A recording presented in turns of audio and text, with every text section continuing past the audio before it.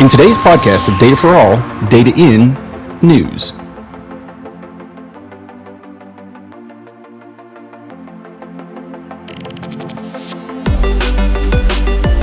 Welcome to the Data for All podcast. I'm Charlie Yielding. And I'm Charlie Apigian, where we want to empower you to think different with data. And welcome to another episode of our Data In series, where we like to look into data within specific industries. Yes, and this allows us to look at how data is being used, how it helps, and also how it can be detrimental.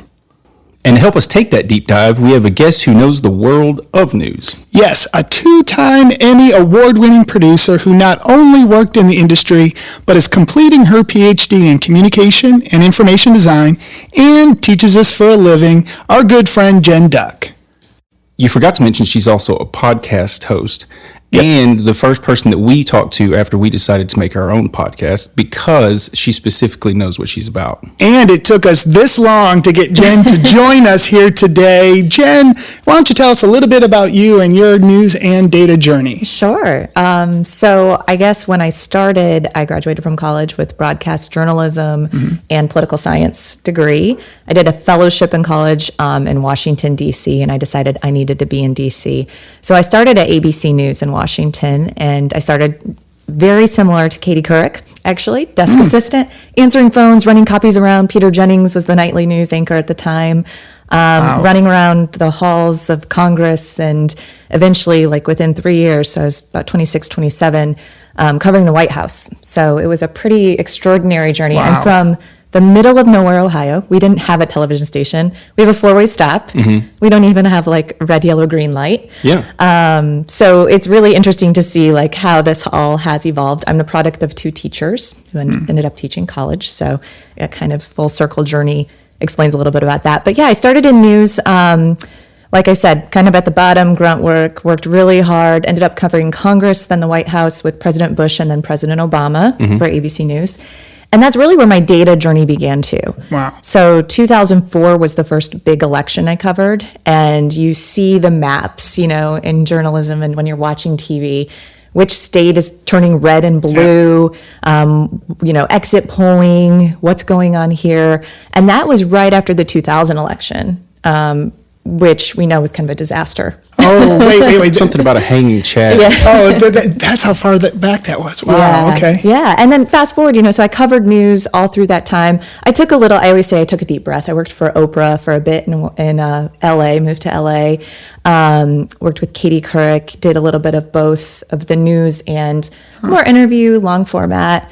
Did a few documentaries, and then Anderson Cooper was where I landed before, but we're teaching at Belmont with Charlie. Yeah. And so through that time, I really covered all these elections. So I also covered 2016. I was not on Air Force One, not covering the president in that way, but I was here in Nashville, covering the Trump rallies, talking to voters.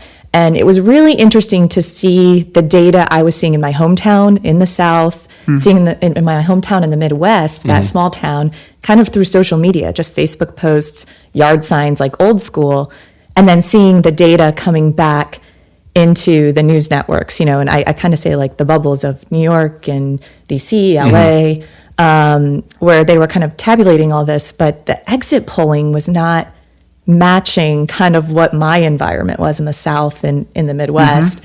And we saw that play out. We did, in a absolutely. very big way. So I think the entry into data really, you know, I was that journalism writer, media, you know, behind the camera, doing all of that stuff. And when I had that interest in politics and really started covering elections, that's when my data brain kicked in. And that's kind of what led me now to doing information design in my PhD along with communications. So we're starting to see those two worlds come together a lot more. But I think in journalism, it's pretty common because of politics and other things, whether you know, you think of COVID, the heat maps we saw. Sure. So you can see data playing out, data storytelling in a lot of these ways. Wow, that's really cool. I'd like to learn more about what you did with Anderson Cooper when you were at CNN, because that's when you became that two-time Emmy Award winner. But I love the stories that you all worked on there. So tell us a little bit about that. Yeah, well, I mean, I think with Anderson, so I spent 6 years with Anderson, and I actually worked from Nashville. So I would travel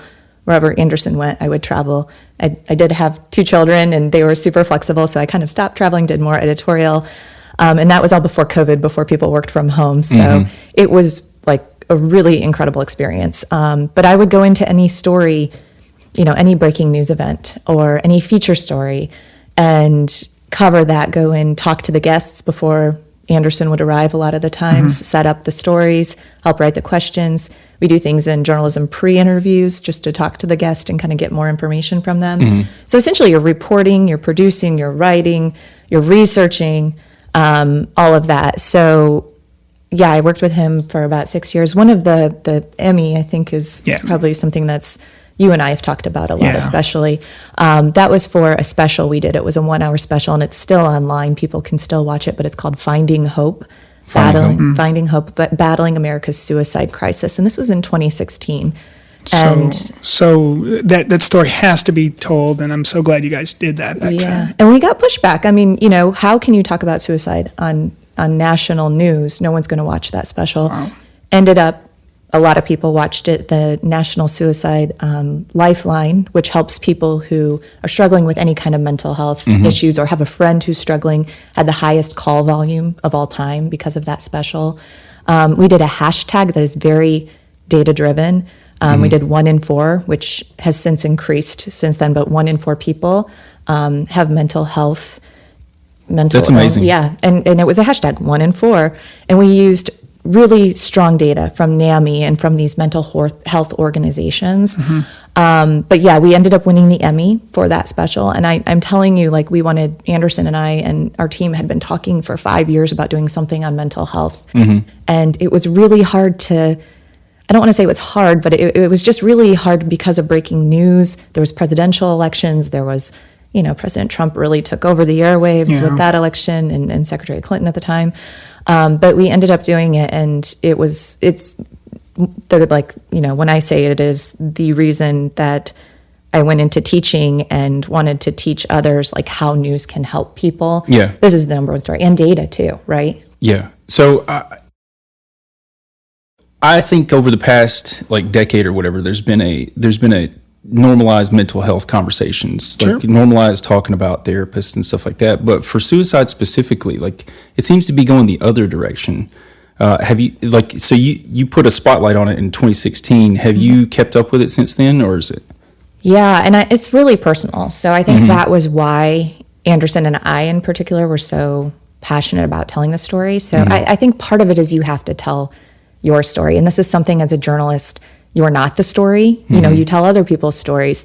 And this is the first time I think I really leaned into my story. So I had 2 people in my family die by suicide on 2 different sides. Anderson very publicly lost his brother when he was in his 20s. Yeah. So Gloria Vanderbilt is Anderson's mother. And you can, he talks about his experiences with that. He has a whole podcast now too on grief. His first guest was Stephen Colbert, though, and it was funny, but also serious. Who has an amazing story as well. He does have an incredible story. So this mental health is becoming normalized, I think, because people are talking about their stories. And that's really how we have to do everything. You have to have the personal. You have to say, hey, I hear you. I relate with this, or I'm listening. That's really the part of it. So I think we have a long way to go. I mean, I think this is it's something that's hard to talk about, and something we talked about in the special is, I just don't want to say the wrong thing, right? And we had psychologists on, we had experts on, we had mental health experts. We had people who, this was kind of crazy in the world of politics and news. We had Karl Rove, who was President Bush's architect of his campaign, and David Axelrod, who was President Obama's main architect of his campaign. And they were on together on the same segment. And I think that's the only time Karl Rove ever went on CNN, I'm pretty sure. Oh, wow. But because it was mental health, and they both had lost a loved one to suicide, so they both came on. But that's where you can find that common ground in those bridges, and this is important. I'm going to push aside our political differences and talk about this and help people. So that was a really moving moment. Again, we knew our audience was very politics based. I don't know if that would work on every special, but I think it really opened people's eyes. If these 2 people could come together and talk about this, maybe we should listen. Maybe we should sit down and talk too. Yeah, and we I think what you just described is the essence of data storytelling. It's you have this story for you personal, and to make it objective so that other people could understand it, you had to bring in the data as well. You mentioned the 1 in 4, and these days between 18 and 39, 47% of the population has bad days based on depression or anxiety, and that's huge. And when you start looking at the numbers that are for suicide, it's alarming to see those numbers. We are working on a new project now in our data collaborative. Specifically, we're calling it Project Well, because we believe we just want to help people get well, as opposed to thinking of it in the stigma that it currently has. Yeah. And we're getting so many people stepping up to that, and it really comes back to same thing for me, a personal story in my family, and it's now a passion. And so when you look at the data, you're like, you have to do something about this. And same thing with you all. It's like, yes, you had these, you almost feel like they're isolated situations and you don't want to talk about it. But when you look at the data, that allows you to scale and go, wait a minute, this is everywhere. And that's a great example. I know we're going to dive more into that. But talk a little bit more of, you left that world so you could teach this. Yeah. I think that's so admirable, and of course, I think that's great because I have a lot of the similar things. And I'd like you to tell people about some of the ways that you've done that through the documentary class that you have. Because I think and what you did last semester, and your current one that you're working on. Again, taking a look at a specific area, getting the data behind it, and telling great stories. So tell us about that transition. Yeah. Well, I think transitioning into teaching, it's something I always wanted to do. Oh. I'm the youngest. I was the oopsie baby, so 10 and 7 years. And I always wanted to be a teacher. My dad was my high school principal. My mom was a kindergarten special ed teacher, and I always wanted to do it. They said, try something else. Become like an expert in something and then teach it.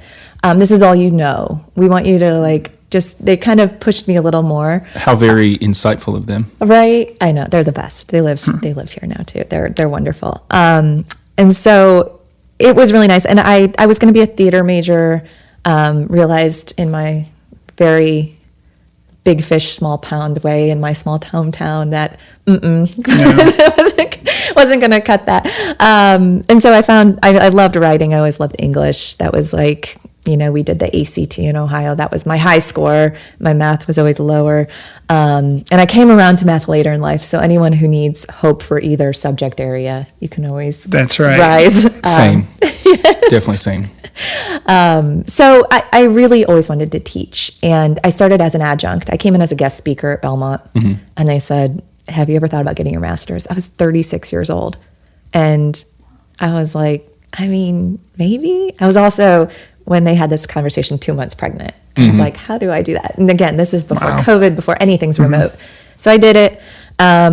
Currently wrapping up my PhD in May. Yeah, congratulations. Thank you. Big deal. Yeah, that's exciting. It's great. Yeah, and it's all in this. So I found a program, Clemson offers a program in rhetoric, communication, and information design. Wow. I knew I wanted to study social media and the rhetoric of social media. Communication, obviously, is my whole background. That is media. And then information design is all data visualization. So I've learned Tableau and other programs. And I understood data storytelling in so many more levels. So teaching, to me, I'm constantly learning. And my students are constantly teaching me, right? Like I'm keeping up with who Emma Chamberlain is, for example, or, they teach me so much. And it's interesting as a teacher, I feel like I'm just constantly a student too, but to tell them with this documentary we're doing, there's 3 miles from our campus, North Nashville, Jefferson Street, Buchanan Street. How many of you have been there, And they, none of the students had. We are doing a deep dive into Jefferson Street, how the I-40 cut off the culture. Oh, yeah. And really that was, back in it dates back a long time. So we actually spent a whole semester just on history and research. We teamed up with TSU professor. Tennessee State University. HBCU. And he was in our last documentary as well. So it's a collaboration. Mary Ellen Pethel, who teaches at Belmont, who's a historian as well. Her honors section joined us with our media studies, audio engineering, and motion pictures. So we have this huge interdisciplinary documentary, which is really basically what a production team is. Yeah. And we had to learn the history first. So we really spent a whole semester diving into history, learning, interviewing, kind of pre-interviewing, like I was talking about, talking to people. And then we are now in the phase where we've finished the 8 interviews with some really high-profile leaders in North Nashville, a wonderful man named Lorenzo Washington who runs the Jefferson Street Sound Museum and saw the Jimi Hendrix battle on Jefferson Street. I was wondering if you were going to have that as part of your story. That's amazing. Yes. Yeah. So we did all that, and we're now diving in with you all in the data collaborative with the North Nashville data that Belmont has invested in. And you can see from that data set, Belmont really focused on hypertension, but it also has housing data. It has the healthcare data. You came to our class and you said such wonderful things, and I think I want you to say it, but just sidewalks and playgrounds, right? Yeah, yeah. It's amazing to go, and when you think of the story of anybody, so North Nashville is, back in the 50s, 60s, was vibrant, mostly African-American, but you had music labels, you had businesses, and they put an interstate right through the center, at the heart of it, through Jefferson Street. There's stories about Jimi Hendrix getting his start there, all of these amazing stories. And as, we started looking at that, we started seeing chronic disease was the highest there. And then when you go there, you know why. We've had these conversations about community. North Nashville is where it really hit home for me, and we're now doing work there. We're working with Matthew Walker, which is another great institution that was started there. There's all these amazing siloed areas in North Nashville doing great stuff. And of course, what do you find out the most? People are amazing. People are absolutely amazing. But if you put them in a community where it's not conducive, no grocery stores, zero grocery stores, but you'll pass 12 fast food places on the way home. And we call them food deserts in previous podcasts, right? That is definitely a food desert. And even more so because usually it's only when you're like a half mile or a mile away from a grocery store. They're 5 miles away. Yeah. And no transportation. And Nashville is not a walk-in city. Definitely not. So the fact that you are highlighting that from a story perspective, but I know you're going to talk about the amazing part of North Nashville just as much as the problems that were created in there as well. I'm excited about watching it now. Yeah. Oh, it's amazing, and it's this collaborative though, right? I mean, very much the people tell their stories, and then we have a realtor who has the tall and skinnies all over North Nashville, and she talks about that. So it's all these perspectives too, like how Nashville is growing, but how do we keep that culture? Like the I-40 was very intentional when they put that in. Yeah. It destroyed North Nashville. So how do we make sure that doesn't happen again? So that's, just as we did in the Anderson Cooper special of the finding hope in a very hard topic. This also ends on some very hopeful notes. We went to the farmers market. It's called the Black Market. It's all Black business owners talking about how, they're really, how they thrive and work together in North Nashville. So there's so many strong points. There's so many resilient people all over the city. But I think highlighting some of these injustices and other things just bring to light more when you're living in a community, 3 miles away from our campus. Yeah. Oh my goodness, I've never been to that museum. What is this museum? And you find this amazing human, Lorenzo, who he's really building up the museum. He has a book out. He just turned 80 and he looks like he's, my age. So you find these things and these people, and then you find the data that's supporting that makes you want to dig deeper. The data made us be like, wait, well, what's going on? Let's talk to people about this. And you put that human face behind the numbers, and you understand there's no PTO in one of North Nashville. Like, that is insane when you look at, my kids go to the public school. We have a really strong PTO. They don't even have one. Like, that really affects the schools, and there's a lot of issues with public schools too. And I'm a public school girl.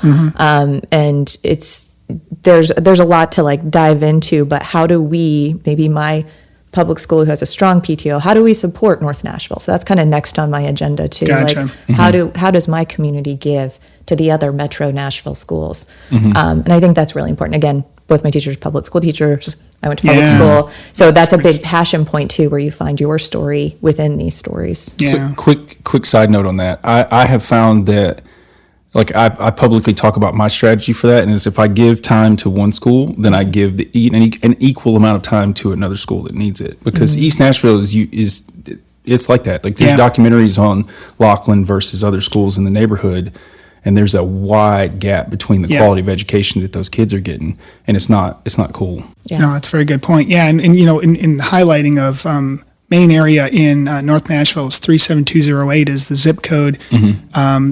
Median household income 39,000. Black it's 24,000. White 92,000. So the dichotomy in that one area, and I know you all will be able to do that.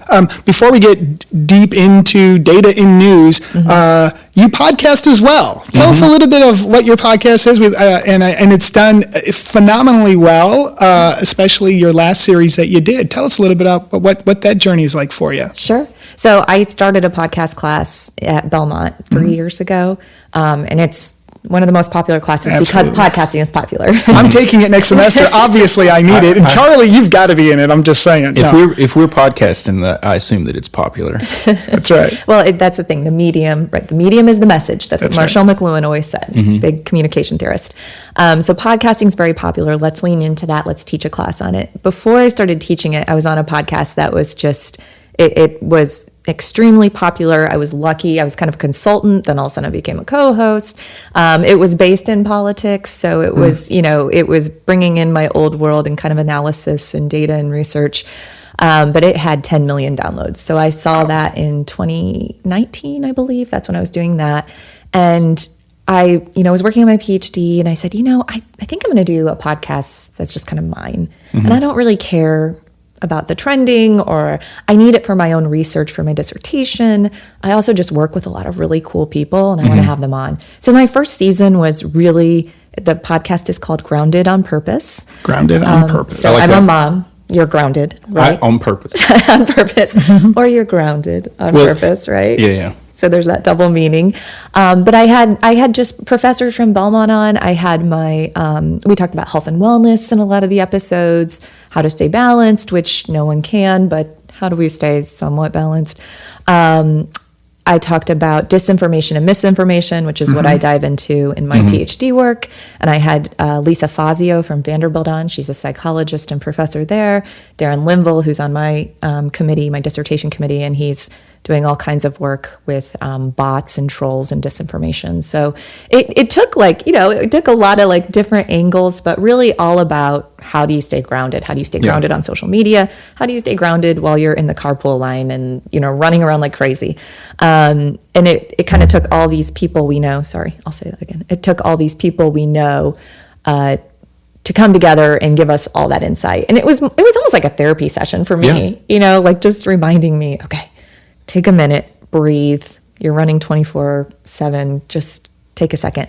It ended up being one of the top 15% of all podcasts most shared globally, nice. Which was really awesome. Well, it's an extremely valuable message because none of us adults know what in the world is going on. We're just trying our best, and so having somebody kind of shine a light down the dark tunnel, so to speak, is extremely helpful. Yeah.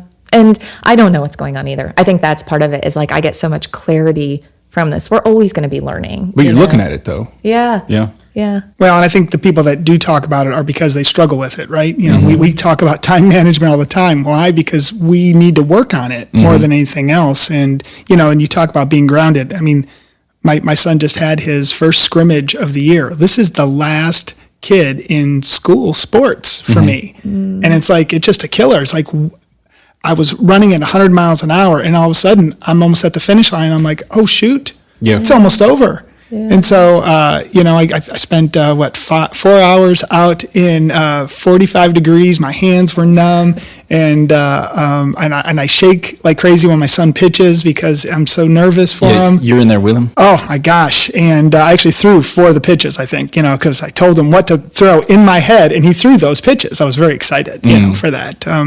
But I think that's so important. So I think that podcast, if you're not listening already, folks, we've already got a good list of links, including Jen's documentary from last year. I don't want to forget about that as well, which has done very well, and some of the different things, but also obviously Grounded on Purpose.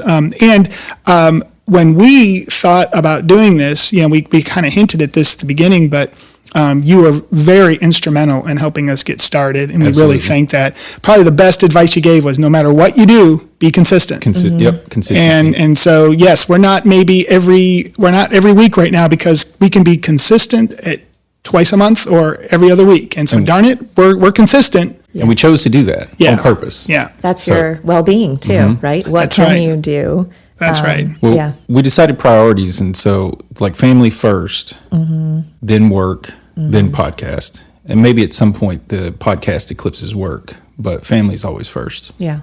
That's So good. don't be saying it out loud for my Belmont folks to hear. I literally have a Belmont. No, I'm just kidding. Well, I was just about to jump into the fact that once we're wildly popular, like we'll have to be grounded on purpose. Otherwise, it could, who knows how we'll wind up. Yeah. Like I've been on a big kick recently of watching how YouTubers, podcasters, whatnot. There's a Sunny V2 YouTube channel, and all he does is talk about how a content creator starts off, how they hit the money, how the money changes them, and then how the message becomes not about like what you initially meant to bring, but like, look at my status, look at this other stuff, and you lose your audience because of that, and then you start to get bitter at your audience.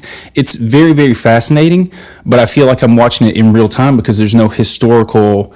Like like people can be famous on their own. Like I watch people who routinely have 20,000+ live like viewers, and they just do everything on their own. They're just sitting in front of a computer talking. Well, I mentioned Emma Chamberlain, and she's one of the biggest YouTubers. And I told you my students like introduced me to her a few years ago.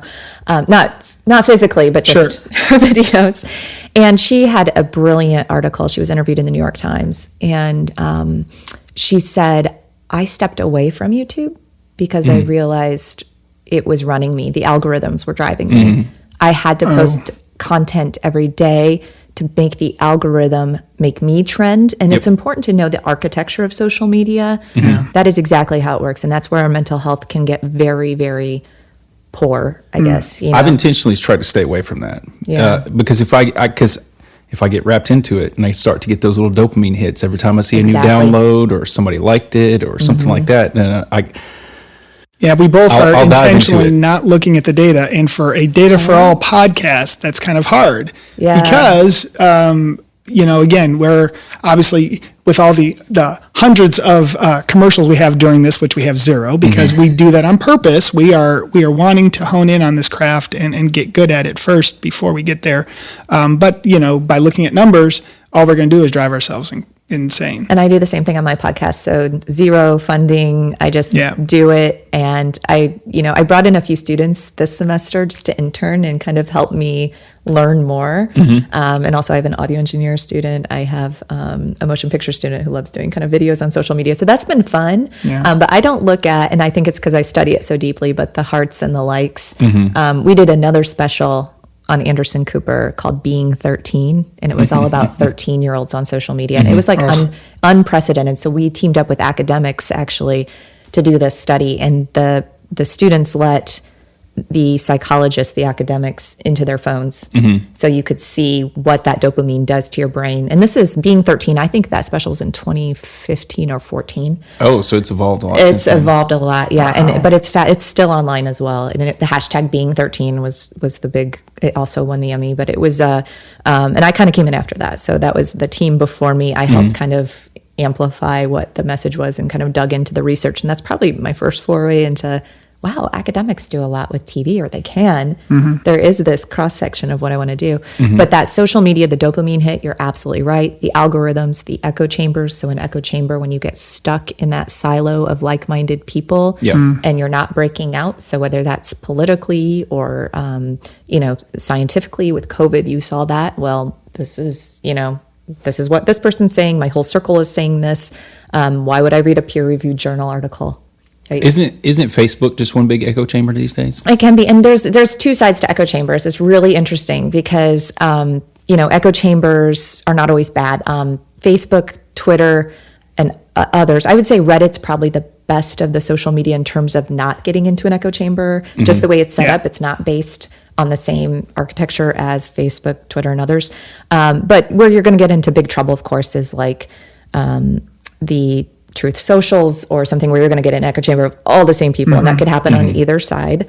But Facebook does drive some of that content that you probably wouldn't see if you were in my small town at home listening to all the same people. You at least get a little bit of a perspective sometimes, but you can curate it where you're not getting anything. So That's Facebook right. pages. That's true. You could go into an anti-vaccine Facebook page, right? And just be with all those same people and tuning out the rest. So I think that's hard too. Like YouTube, I see is one of the scariest social media platforms. If you listen to a podcast called The Rabbit Hole, it was actually done by the New York Times. It's fascinating, but they go into a man's life on YouTube, and he goes really deep into the right, really deep into the left politically, and the algorithms are feeding him so much. And I kind of did my own social experiment. I started with like a late night comedy video, and all of a sudden it went real hard into like conspiracy theories. Wow. And so this podcast took you through the journey. It's done brilliantly. But I think that's where, if you're aware of how this social media is working and how the architecture works, how it was built to make you keep clicking so they get more money.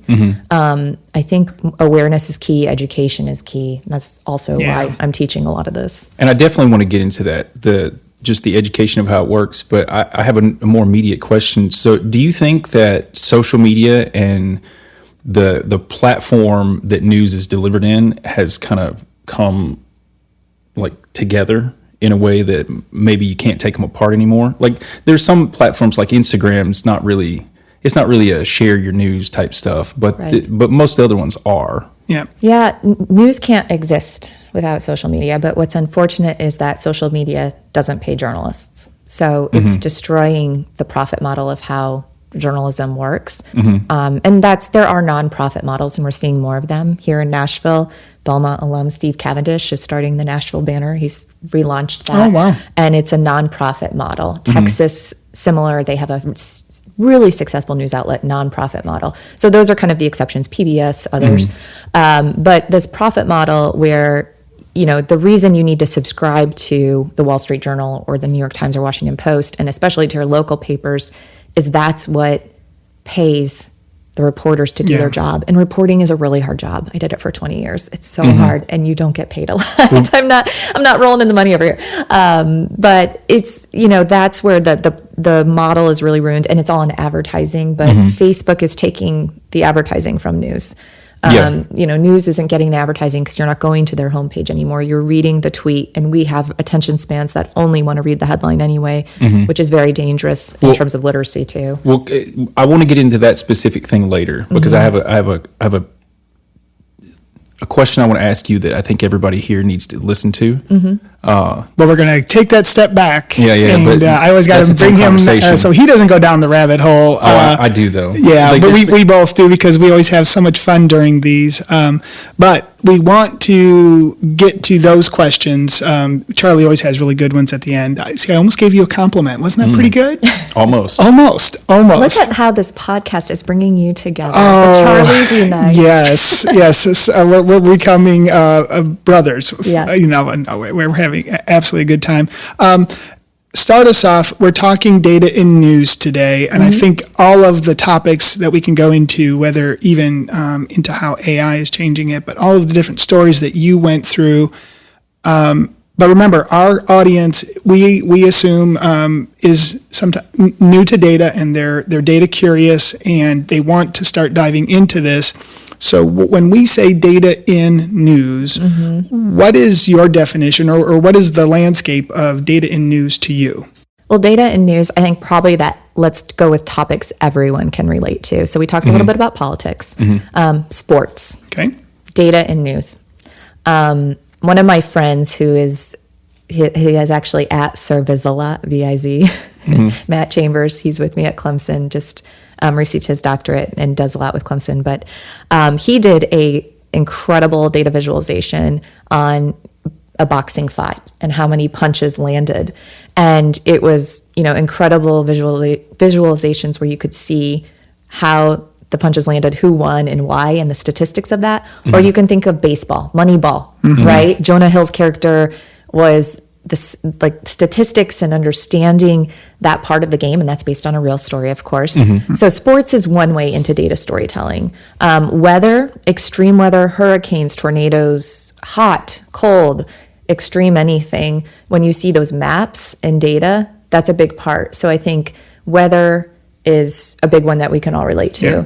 Then there's politics. We talked about the elections, exit polling, a state turning red or blue on the map, the magic wall, and you see the anchor kind of circling now on those interactive maps. That's another data point. Mental health we've talked about too, 1 in 4, or what are these statistics to break the stigmas and say you are not alone. This is how many of us really struggle with that. And I say us, right? Like that is part of it. So data and news, I think the numbers tell a lot of the story, and then the people round it out. So the voice, that connection. So it has to be both, like both and, right? You mean ideally? Ideally. Because that's not across the board these days, right? No, and I think that's what gets into kind of the problem with these numbers say this is a fact, and you're not diving into the data like you all are scraping data and seeing all of that come into play and questioning the data, right? Is this really black and white right here? Yeah. Is it curated data? Right. And where's the source? It's always where's the source. And that's what journalism too. What is this source? Go beyond the headline. Who is the reporter? Who is the source? And read, lateral reading is very important. Just going into... Well, hang on. What is lateral reading? So going into not just one source all the time, even with data. Yeah. Okay. Going Absolutely. into other sources. So, and going into trusted sources, but then let me look into that more. Is there someone else who's done data on this? Or is there someone else who's done a story? So if you're reading, I tell my students, if I'm reading the New York Times and the Wall Street Journal, and they both have like a similar headline, I want to read both stories because Okay. they're both very ethical outlets. If you go to their websites, their codes of ethics are pages and pages and pages long. You could Google that, just say Yeah. New York Times codes of ethics, Wall Street Okay. Journal codes of ethics. But Wall Street Journal leans a little right. New York Times leans a little left. They're very reliable outlets. But I'm going to read both of them, right? So you get point counterpoint? Yeah, you kind of Okay. understand that. So, and I mean, I kind of watch and read everything, but that's just journalism. That's Yeah. what I've come to know. But part of doing that that's really easy that I do is sign up for newsletters. So I have the New York Times 5 things and the Wall Street Journal's 5 things that come into my inbox, among many others. But when you're going on social media, and that's where Pew Research did a recent poll where most of us are getting our news from social media. I think it's like Yeah. 71%. Yeah. It's incredible. Don't just take that as, oh, I saw it on Facebook, or I don't even know where I saw it because I'm scrolling so much. There's this infodemic of information coming at us. You got to know the source. You got to know where that's coming from. And you got to be really educated about that with data and storytelling and news. So we're right on top of my question, so I'm just going to go ahead and ask it. Go for it. So I found an interesting title on the internet, or some clickbaity type stuff. And I'm like, oh, that incenses my, I'm getting uppity about this title, and I want to share it because it pisses me off, or it makes me super happy, or whatever. What should I do before I do that? That's a great question. My biggest thing is pause. Pause. Yeah. Okay. Pause. Take a breath. And then if someone is shouting at you, or if someone is getting an emotional rise out of you, just stop for a minute Okay. and think about it. And then start reading. Start going a little deeper. So Who else read the is- article. Read the full article, first of all. Do tell. What is Most of that? us- most of us don't do that. There's a wonderful professor and academic, Marianne Wolf, who says that most of us cannot finish a book. And I forget her exact my data. gosh, I wish yes. I had the data, but I have it in my dissertation. Read the dissertation, though. But it's, most of us cannot even get through that, a book. And that's every age. Yeah. Our attention spans, because of how social media and the internet has rewired us. Do you ever find yourself, your phone's next to you, you're trying to get something done, and then you're like, oh, got to check that text Yep. message, or you're online looking at something, and then your Outlook, icons right there, Twitter and everything else, and you're like, so we're kind of being rewired. Our brains are very plastic, and we want to go this direction, that direction. So it's natural for you when you feel an emotion to want to share something. Oh yeah. Yeah. And that's how the social media companies make profit too. So then there are bad actors who want to just put the most salacious stuff out there. so it trends, you know? So that's the first thing I do is just pause, think about it. Why am I getting a reaction right now? What's happening to me? You're definitely getting a dopamine hit. Everyone's going to get that. And just know you're not alone. Everyone gets that. Even me, I study it very deeply and I'm like, that pissed me off. You know, I want to share that. Everyone does that. But then you have to really dig in. What is true? What's fact here? And take that moment, just like you would if you were writing a research paper, writing a peer-reviewed article, you'd have to look at your sources. So you have to really dive in and see that when you're looking at news or any kind of information online. And where was it shared? Usually something's shared by someone. It's like the game of telephone, right? Remember when you held the can up and you talk through it? By the end, the message is completely garbage. And you know, something, and it hit me again, had a conversation, and we talked about this on previous podcasts. Data is not perfect. Like, we do our best to capture reality with data. So what makes that powerful is that you need multiple data points to be able to tell the right picture. Just like in the news, one source will never be the truth. But when you take 5 or 6 different ones, you can feel more confident, at least, of the real picture. Exactly. Well, so some of that comes back to trust sources. Like, is something a dubious authority or not? Meaning, can everybody kind of lean on it? And so you're talking about the Times and the Wall Street Journal have really heavy code of ethics. And so as a media sharer, you know, myself, like, I feel an obligation to read the article through to make sure that the title matches up with the article and that nothing stands out as like incorrect, because personally I would hate that if I shared something and then, you know, and I was just like, can you believe this, or whatever it is that I'm sharing for, and then it comes back and they're just like, well, the article didn't say anything about this. Yeah.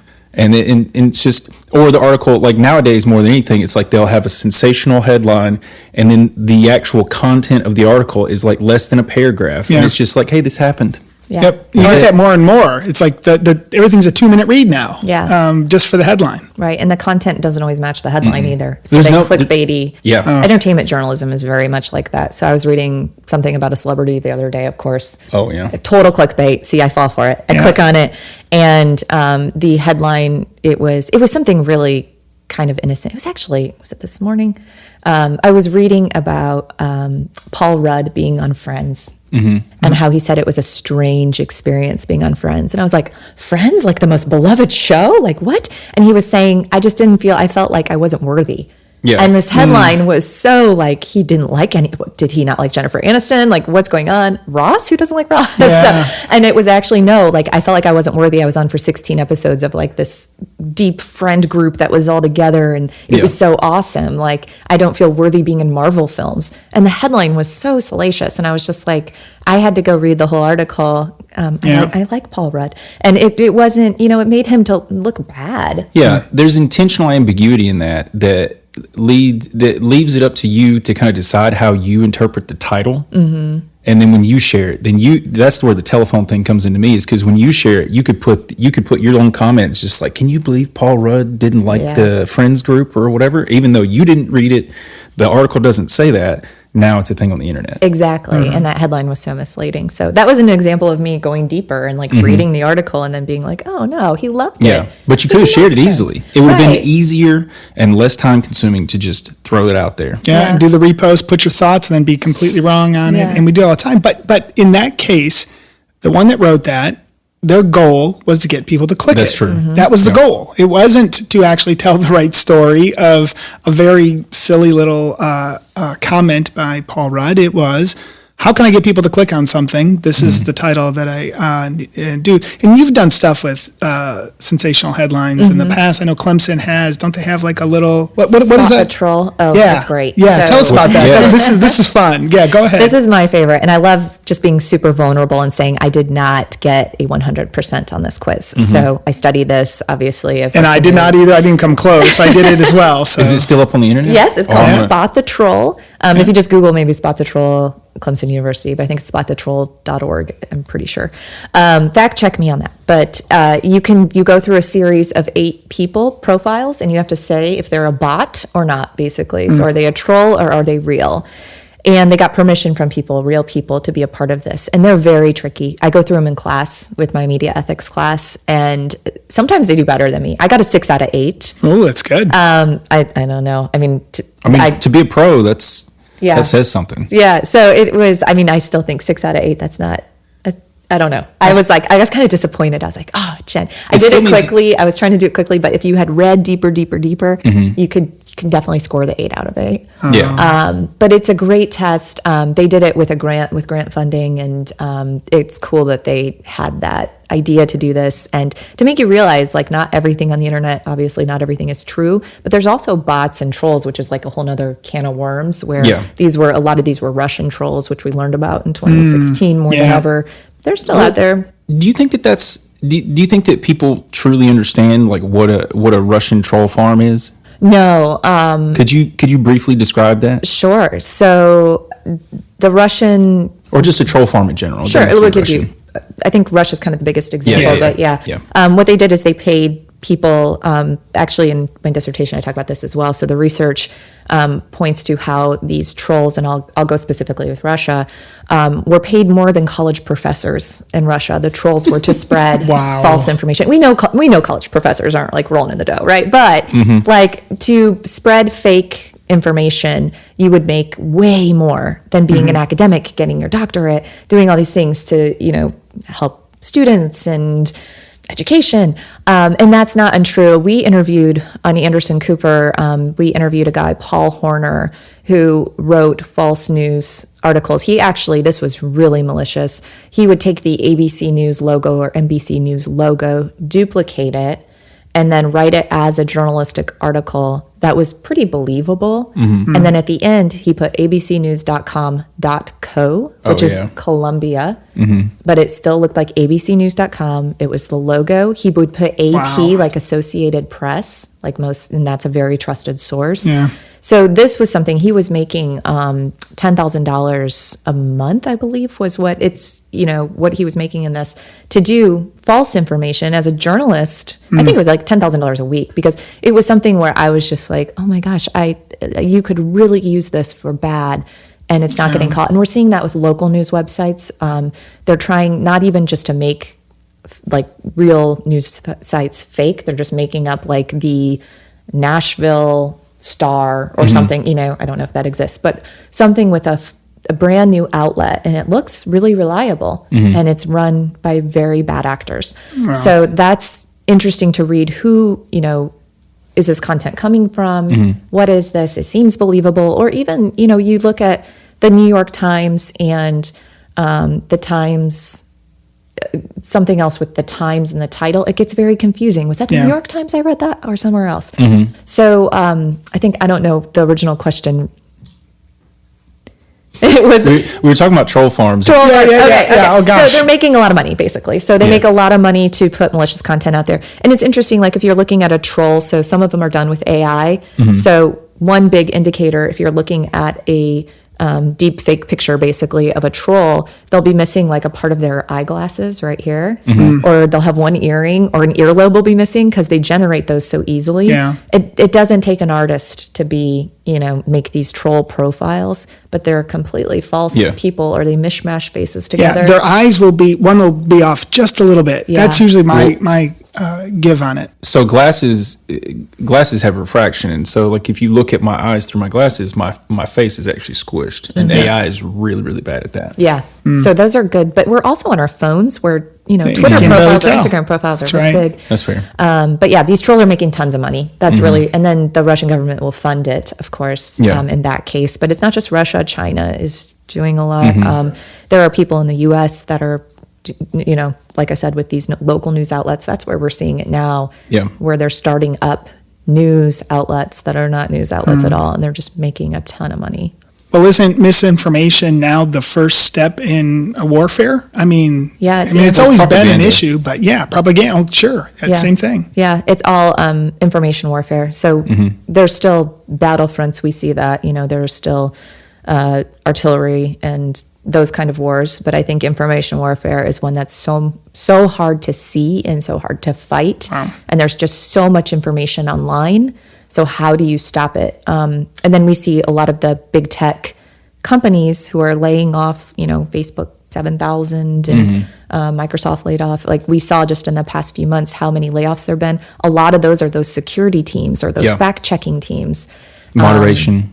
So we're really in some sticky situations and need to figure out, again, this architecture. How do we stop those algorithms from driving troll content, false content, malicious content?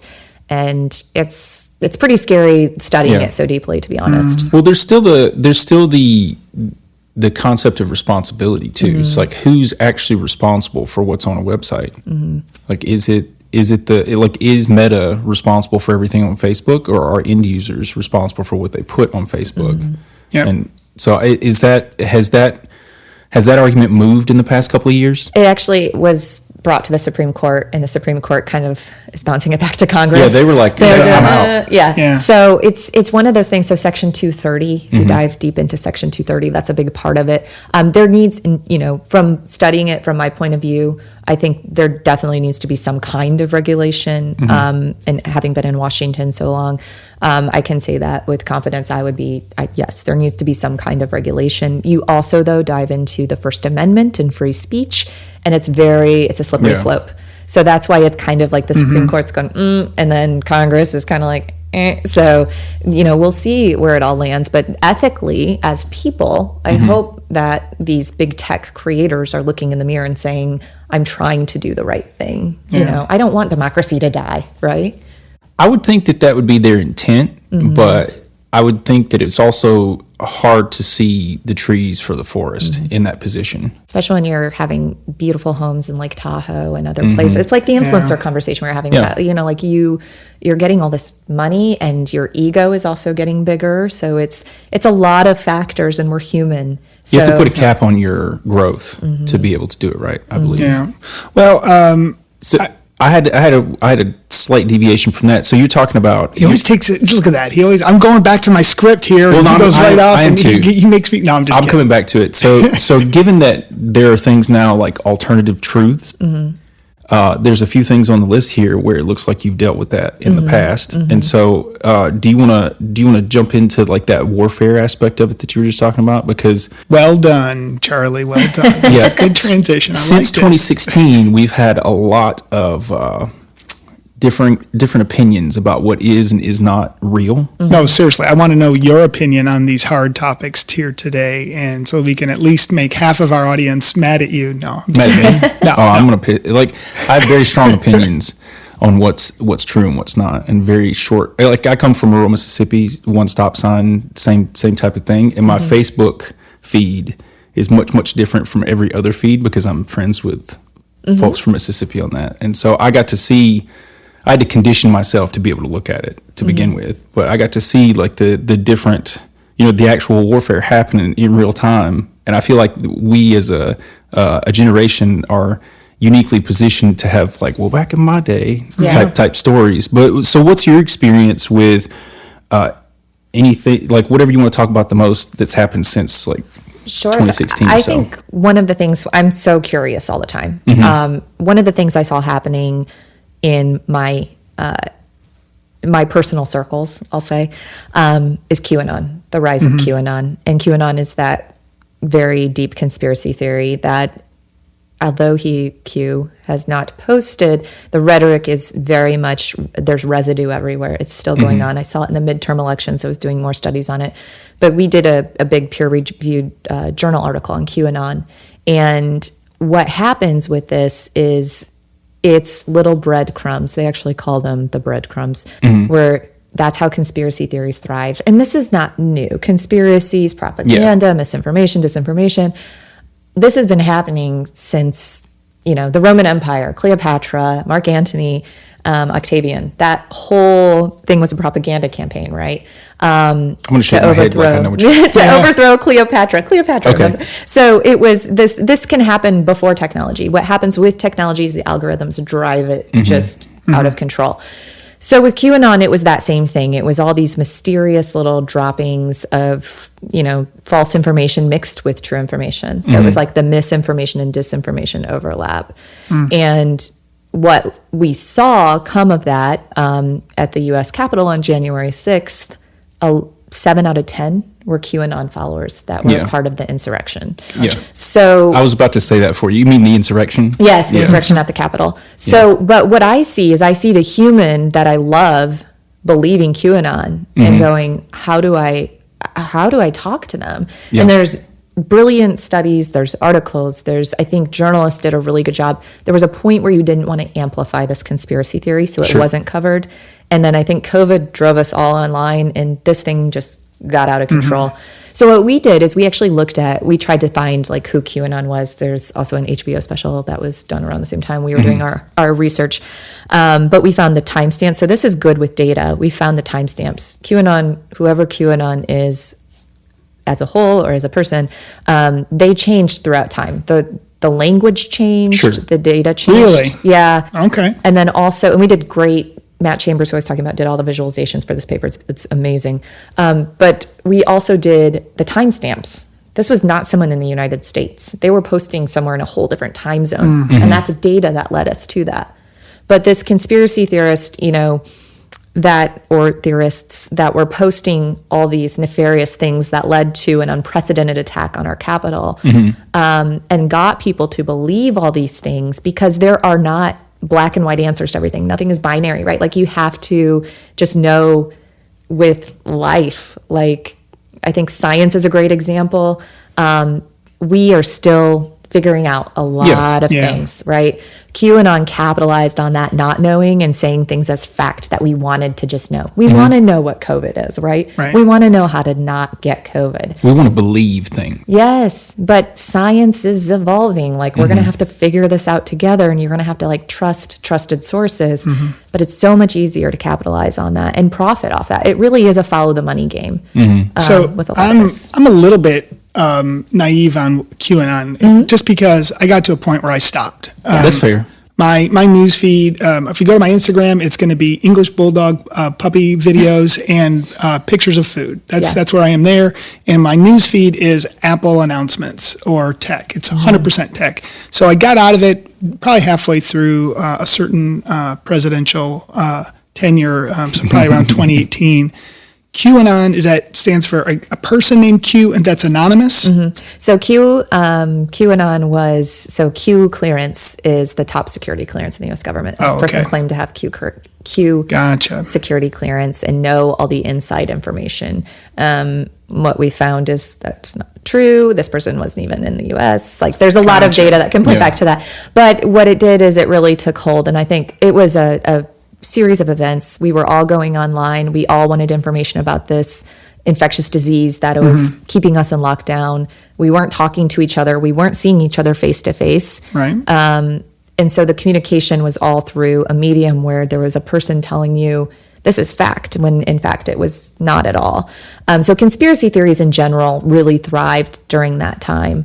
There were things about, they had everything on the QAnon posts about everything from the Pope to the Clintons to, there's predictions about Donald Trump that were going on. They were just spreading a bunch of disinformation, and it wasn't even for one political party, which was so fascinating. That's what we found. What I was wondering. Yeah. Yeah. We found that through this, like, they just wanted people to just be doubtful and to kind of sow chaos in America specifically, and just not believe anything. So we have to be cognizant of that too.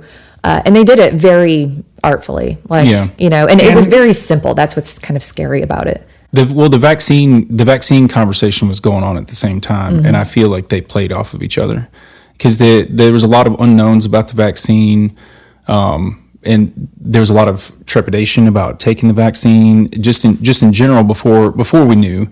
And then the fact that the CDC had, leading into it, the CDC, first this is good, then it's not good. Wear masks. Oh, no, you don't wear masks. Oh, no, for real, wear masks this time. And that's them learning how this is all working out, and the communication wasn't great, and they paired that, and they did play well off of the CDC doesn't even know what's going on, so who actually knows anything? And then they got into the Pizzagate stuff and started, they had a real story that was real, information, and then they've built up to like the storm is coming, and they pass each other napkins in public places when they think that they're signaling to each other that I'm a part of the in group and stuff like that. It's a lot more coordinated than I like to think, but I do agree with you. It seems like the leadership is amorphous. It's not one person or one group of people. It's just like the breadcrumbs. Yeah. And interestingly, just to kind of wrap up, because that was like a deep, dark conspiracy. But, with people, like you said, we want to know, just tell me what to do. Tell me what this is. And a lot of things in life, I can't tell you how to be grounded. I'm still figuring it out. I'm doing a podcast on how to like just be a little more balanced and try to figure life out in that way too. So with science, like you said, wear the mask, don't wear the mask, like that trust was kind of, it was damaged. It was damaged through just that. because of communication, though. Yep, and because of not knowing and not understanding science at the root. Like we're figuring this out. This has never happened in our lifetime, most of our lifetimes, because we did have the Spanish flu. But but it was different times. Yeah. So, and then you had algorithms driving it. Again, that social media amplification can't be understated. So it drove people there. And that's I think Muse is that great example of when we talk about like the DIKW model. It's data leads to information. Knowledge is basically looking at all that information and looking at trends for you to be able to make future decisions, and then you act on it. And with misinformation, it can make you act in a way that might be different. And so I think it is really a great example. How about something that's not negative? Tell me something about the news or data and news that is a delight that you've experienced. I want to go to social media because I don't think social media is all bad. And this is where I've come in my 4-year journey of deeply studying it. So you have English Bulldogs and food is your Instagram as well, right? I watched a lot of puppy reels with my girls this morning. True story. Very fact-based. Yes, and I think those things do give us a different dopamine hit. You need an escape once in a while. Sure. Especially I covered a lot of dark things. You need those escapes. So one thing that I love about social media is the movements it can create. So good point. Start with the ALS Ice Bucket Challenge. Do you remember that? People just pouring ice over their heads, raising money for Lou Gehrig's disease. That's a movement we can all get behind and be like, yes, we want to solve this. So it can bring communities together. I have not been, my parents moved away from my hometown after I graduated college. So I have not been back to my hometown, but I get to communicate with everyone in my hometown through social media. My best friends, I went through K through 12 in the same school. My dad was the high school principal. These are people who shaped my life. I would not be here today without them. My English teacher still is on Facebook. My music and choir director, who's like my ultimate mentor. My college professor. We're still on Facebook together, right? I swear I keep Facebook for that reason. Emails, other things. So these are beautiful tools if used well. But there are just the way that they are built can make us not act like ourselves. They make us not look someone in the eye, like things we would say in a comment box. Or give a thumbs down to, right? I think they did away with that. But we would say in the comment box, I would never say that to your face. Usually. Most people, 9 out of 10. Maybe some people are just real jerks. But I think that's what social media does. Question on that.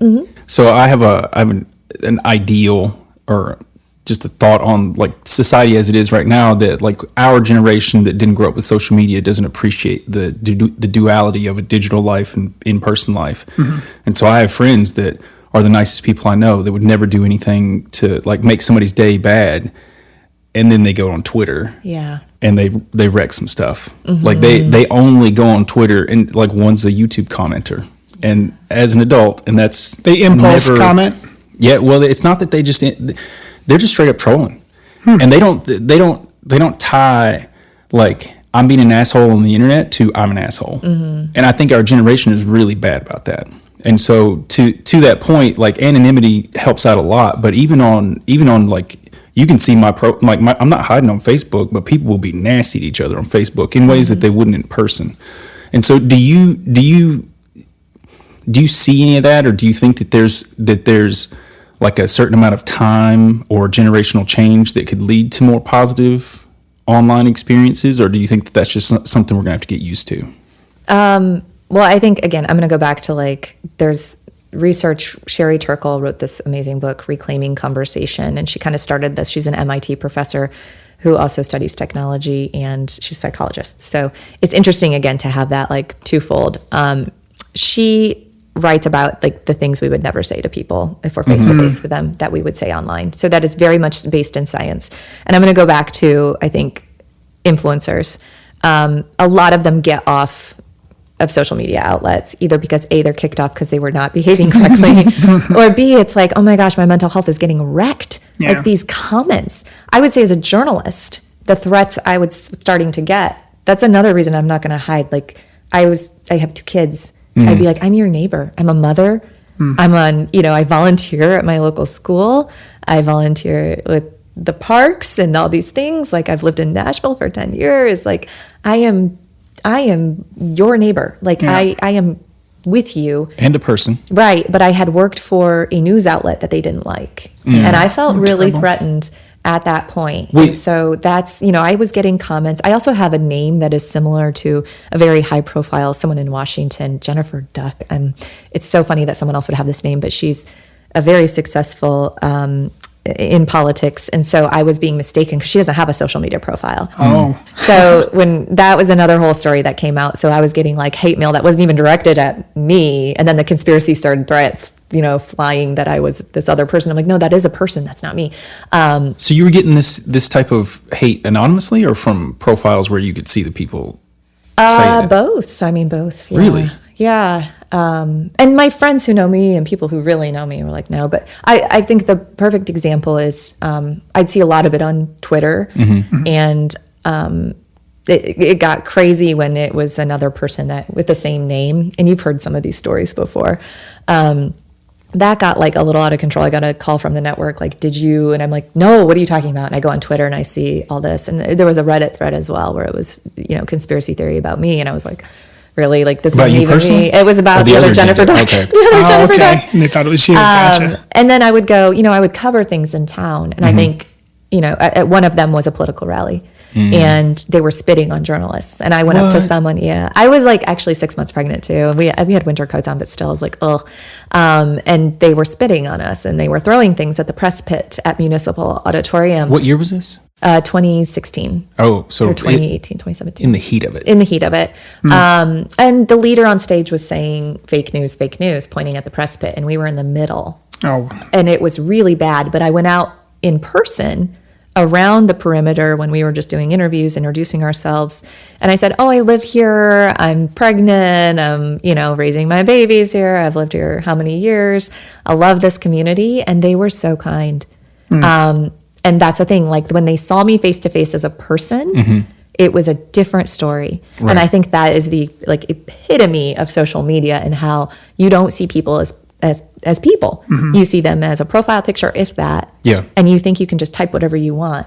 But I promise I'm I'm pretty nice, right? Yeah, I can attest for that. And you just mentioned something that really sparked something because we talk about it a lot on here, and it is storytelling. Obviously, that's almost become an overused word, but you were somebody early on when I came to Belmont that really helped me hone in on the idea of what a good story is that's backed up by data. So when we say data storytelling, why don't you give a little bit of your insight on what that means? Because you mentioned already this anecdotal part plus data. What is a data story? Yeah, well, I think some of the best documentaries I've seen or some of the best little vignettes or videos on YouTube I've seen have some kind of data coming at you. So telling that it's a person too. So we could even take something like, I want to take something that's not political, but if we take weather, why does this area keep getting hit by tornadoes, right? You can see Tornado Alley, and you can see Tornado Alley evolving, and you can see wind and heat and extreme weather and what this builds. And I am not a scientist, right, like in that sense. But I can understand through data what is happening and why this certain section of our country keeps getting hit, and why it's called Tornado Alley. Whereas when you say Tornado Alley, it's a very salacious headline, really, like, oh, wow. But why? Why? The why is always explained with the numbers and like that heat map again. So a heat map is when the map is changing colors with the data visualization. That to me explains weather.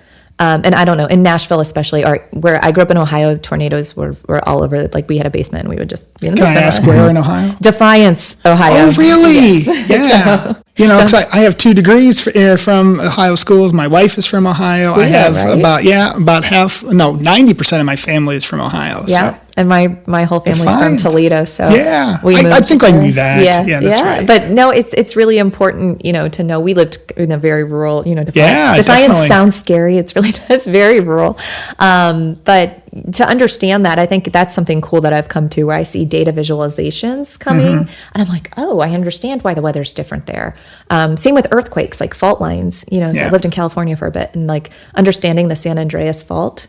Those were probably my first introductions in a science book. That data showed me what that is and what's happening. Helps you understand it. Yeah. Yeah. So those are just little data examples that affect every one of us. Like we need to know when extreme weather's coming. Yeah. Why is it coming?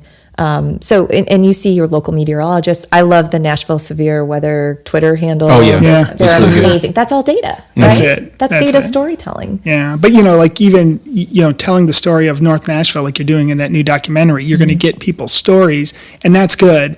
But a lot of times I always feel like if you only get the story, people can take a step back and say, well, that's not me. Yeah. But then when you take the data and say, look, if you were there, this is what is most likely to be your case. Yeah. And, so data allows you to scale it to a point where it can relate to more than just that one person you just interviewed. Exactly. And when you say, we talked about North Nashville in particular, but every city I've lived in. So I lived in DC. Yeah. So you talk about the dichotomy of the city, Anacostia, LA, Compton, Detroit, Everywhere. Every city has this. And I think that's another thing. But why,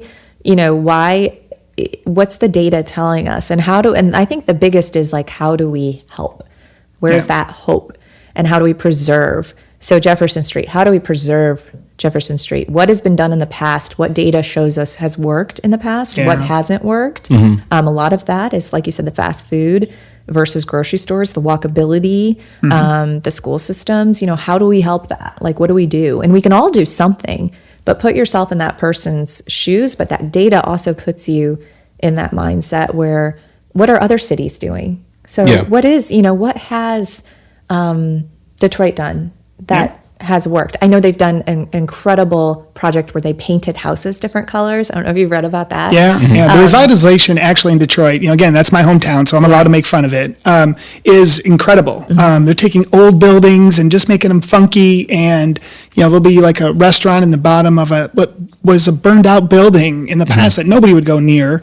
And so they're doing some stuff there. I love that you're going basically to actionable solutions, and it's hard to do that just with an interview of somebody. Yeah. But then you get the data and you start seeing, like you said, and here's the thing: it's like you can't tell Kroger to go into an area and build a grocery store. It has to be an area where it can survive. And right now, the things in that area make it where it just can't. Yeah. And so that's the stuff that has to be worked on. And so you can't just keep saying, well, put a grocery store there. All right, who? So there's actionable solutions if you dive deep into that data. But it's hard to get to that data if you don't talk to people, if you don't get the anecdotal stories first, so that two go together really well. Yeah. And I think like if you're scraping census data and you're not going into the community, 100%. That's the worst. You can't do that. I'm very Italian with my... That's okay. We're going to leave that in. But you can't do that. You have to see the human behind the number, and you have to see the numbers with the humans. It's very much like they work together so well. I agree with that. I'm not working with you guys on any of those projects. So the way I see it is, you guys are taking a big old flashlight and just shining it right on a problem. Then you're taking the data and then building a story with that problem. So then you can do the IKW Yeah. DI. Yeah, you got it W, right. Yeah. whatever it is. Get to the wisdom, which means action. Yeah, but you trust the data because you've curated the data. You've built up the data from what's available and stuff. And then the news, I feel, kind of plugs into the same way. And like the documentary you're working on, like you're shining a light on a problem, and then other people can come to that problem and apply, solutions and whatnot in a way that they wouldn't have been able to before. And so I really like what you guys are doing with that. Yeah. And I feel like it's good work. Yeah. It's good work in 2023 in that your efforts seem to be very well placed and very efficient. Nice. Thank you. Yeah, and it's teamwork, right? It is. And I need more Gen Ducks around me. And actually, we've made her a senior data fellow in the Belmont Data Collaborative. That'll start in the fall, I think. Congratulations. And I'm never going to let that go. You're one for life, in my opinion, because you bring something that is so refreshing and that idea. And even to the point where you just talked about that flashlight. One thing is we had a great data point for hypertension, but that was one data source. Yeah. And I wasn't comfortable making these statements with one data source. So I went and found from a private source claims data. I didn't report the claims data part because that was PII. I didn't want to get into personal identifiable information, but I used it to validate my numbers. Then I went and got a second source from an insurance company, big insurance company that may start with a B and then a C, and which, by the way, they're a known partner. I don't have to sugar or hide that it's Blue Cross. They're a great partner, but same thing. We use their data to validate our numbers. So I now had two different ways to validate those data points. So just like a journalist, you can take one source, but if you now have validated that with two other sources, Charlie, wouldn't you feel a bit more comfortable when I make those statements? Yes. Yeah. Yeah, absolutely. That's basically what I'm getting at. Because you're not doing the news on your end, but a journalist could come in and just pick that up from you and write an article that I would believe, because I know that you put effort into making sure that you see data correctly, because like you don't go for an outcome, you manipulate data in a way that's just like, tell me what you got to say. Yeah. And I appreciate that. But that's not what everybody would do, because some people would just use that one data point and come up with a sensational story that may or may not be true. They could be right, but it's not always. Yeah, and I do get the luxury of having my goal not be clickbait. My goal is to actually help somebody. Yeah. So it's an opportunity that is not everybody's. So I do take that very seriously, and that's why I can take the time. I mean, it took 6 months to get data, because you had to go through lawyers, for those different sources. But it was worth it to be able to actually figure out, is this the right thing we're doing? Because if we're going to go say we're changing people's lives, or, and doing things in North Nashville is a great example. We were working with Matthew Walker there, which is another amazing story. I know that's going to be the follow-up documentary, right? I'm going to hold you to that. Yeah. An amazing story of a health care system right there in North Nashville. But to help them, I had to be right. Yeah.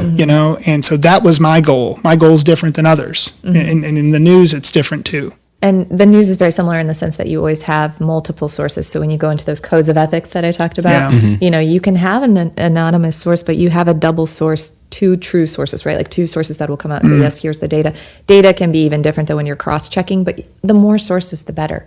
But I also think too, with all of this, it's all collaboration. Like this can't be done alone, right? There is so much teamwork that goes into it to find the numbers, and then talking to the people and saying, what are the problems here? The data is showing this, but how are you feeling? What's really going on in the neighborhood that I don't live here, tell me. So being that reporter in that sense too, and taking yourself and even the data, like have the data be a starting point to a really big conversation that can change the world, change the community, right? And help infect that, really get that hope out there. So what I'm hearing from you is that if you are or aspire to be a journalist, you better be data literate. Yeah. And now, I mean, if you go on all the major news outlets, you will see like they are winning multiple awards in data journalism. You can just Google data journalism, New York Times, data journalism, Wall Street Journal. And they just have the best stories. I was going on that last night to refresh. Best stories of 2022, New York Times, best data stories.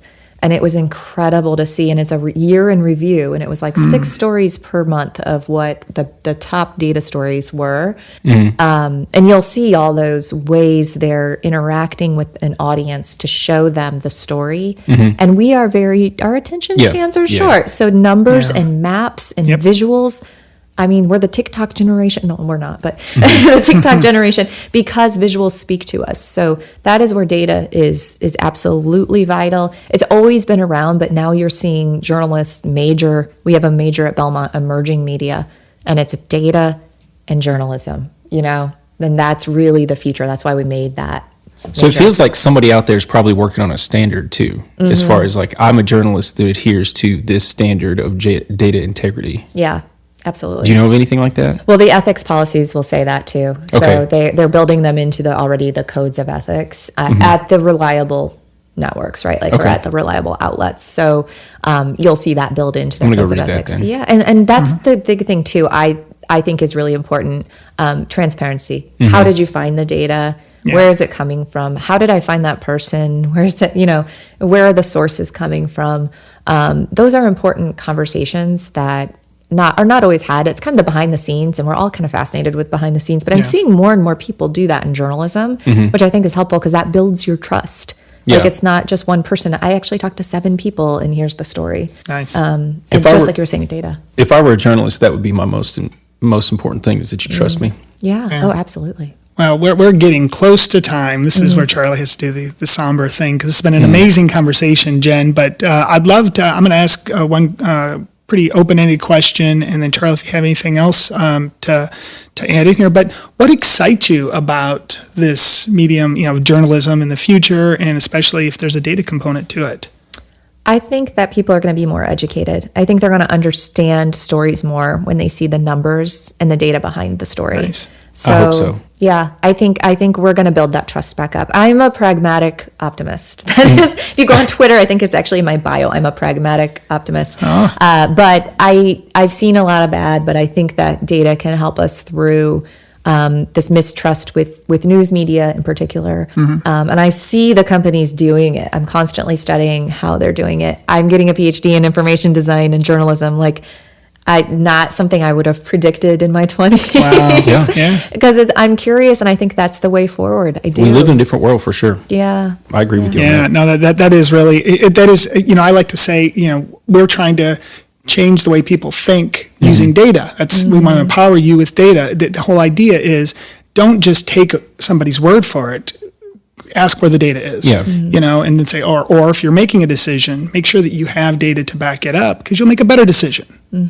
We always talk about that. Charlie, any last questions or anything? I like that. I want people that listen to this episode to take away, if anything at all, read the article before you share the headline. Yes, please. And then we've talked about collective impact in here before, and I do feel that good journalism can facilitate collective impact in a way that you, Charlie, can't do on your own, even though you try your best, and you do a really good job with it. But when there's 1,000 people pointed in the same direction because of good journalism or adequate journalism, then I feel like that's we're going to see a lot of advance in a very few amount of years once we get this the idea of like what's good journalism in the 21st century kind of down. Yeah.